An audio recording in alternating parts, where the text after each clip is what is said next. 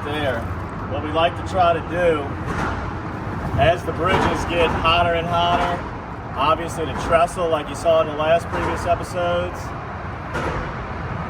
gets more and more crowded as the word gets out. And we like to just move on over to these other bridges. You get it to yourself most of the time, and you can still pluck off some really nice fish over here on the other bridges. Using the midnight mullet on the 3/8 ounce. We're just sweeping it along these ponds. All right, today we're going to be fishing the twin span. And what we really want to do here is just show you that there's other places, you know, when the trestle gets real crowded and you want to get away from the boats, you want a little solitude, this is one of the great places to fish in the lake. And what happens in Pontchartrain, when the water temperature hits about 70 degrees, we get a surge of fish in the fall that comes in. And they set up in a lot of different areas. And the trestle is, no doubt, one of the better places to fish, and obviously that's why it gets so crowded. But as we showed you in some of the previous DockSide TV episodes this summer, we were doing some fishing on the twin span and catching redfish and drum. And that's our summertime fish around here. But because we just don't carry the salinity for the trout to carry and hit the hole in here in the summertime. But as we get into the winter and the fall, water temperatures hit 70, those speckled trout come back into the lake. They don't need the salt as much, and now you have the opportunity to catch a nice mess of speckled trout and some drum, reds, flounder. You just never know.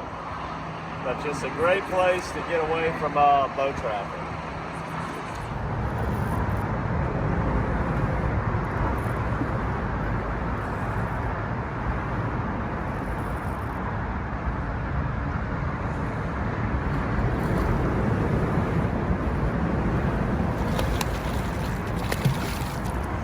How gold that red is.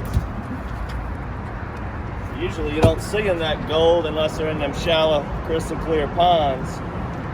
We're fishing them deep, obviously on the twin span here. Pretty fish, perfect for the grill.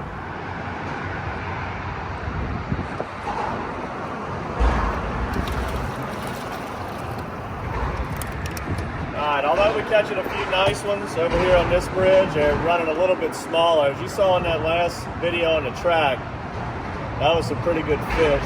That one was close, I'm gonna let him go.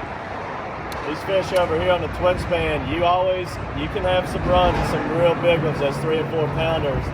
Today they're mixed in, but what we're doing is we're finding a pattern here. Usually we like to slip it in the real tight to these polymers, inside of them.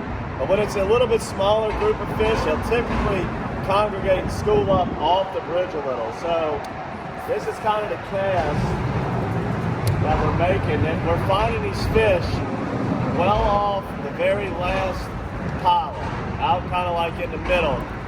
So they're either way off in between the two spans, or if we're on the east side, they're well off towards, well off the east side of the last span.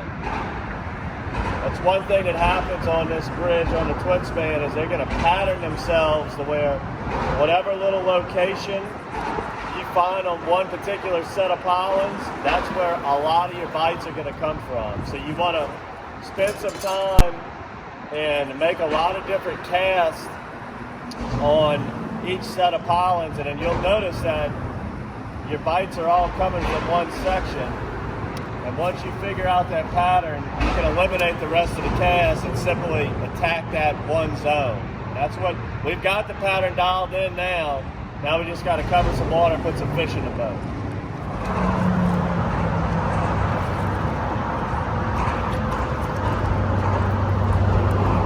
Now this lake is notorious for having great flounder runs this time of year, but usually it says 2 and 3 pounders. This little guy isn't going to make the team. Alright guys, I hope you enjoyed this episode of DockSide TV, catching reds, trout, and flounder. Make sure to subscribe to our YouTube channel. Make sure to subscribe to our Matrix bait box, get some of these midnight mullets in there, and come out here and enjoy fishing the twin span away from the boats. Until next time, good fishing. Subscribe. Make sure to subscribe. What are you looking at me? I can't Did I look say at something wrong? Oh. No, I was just, I didn't. All right, here we go. I thought you were looking at me like I said something wrong. There we go. All right. You can look at me. Here we go.